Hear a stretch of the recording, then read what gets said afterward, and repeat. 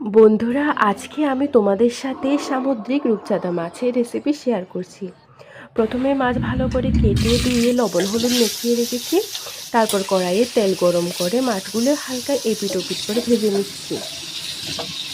এই তো আস্তে আস্তে মাছ ভাজা হয়ে গেল। তারপর কড়াইয়ে তেল গরম করে পেঁয়াজ কুচি দিয়ে দিলাম করলা। হ্যাঁ, আমি আজকে করলা দিয়ে রান্না করব। তারপর দিয়ে দিলাম হলুদের গুঁড়ো, মরিচের গুঁড়ো, জিরা ধনিয়ার গুঁড়ো, আর একটু পেস্টের মতো করে আরেকটু মশলা দিয়ে দিয়েছি। তারপর সব মশলা একসাথে ভালো করে ভেজে কষিয়ে নিচ্ছি। এই তো মশলা কষানো হয়ে গেল, তেল ভেসে উঠেছে।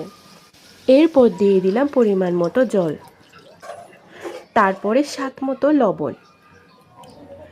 এই তো গ্রেভি ভালো করে ফুটে ওঠার পর আমি ভেজে রাখা মাছগুলো দিয়ে দিচ্ছি। দেখতে দেখতে রান্নাটা হয়ে গেল। এখন দিয়ে দিচ্ছি আমি ফ্রেশ ধনেপাতা। রান্নাটা খেতে খুব দুর্দান্ত হয়েছিল। তোমরা কি এইভাবে রূপচাঁদা মাছের রেসিপি করো?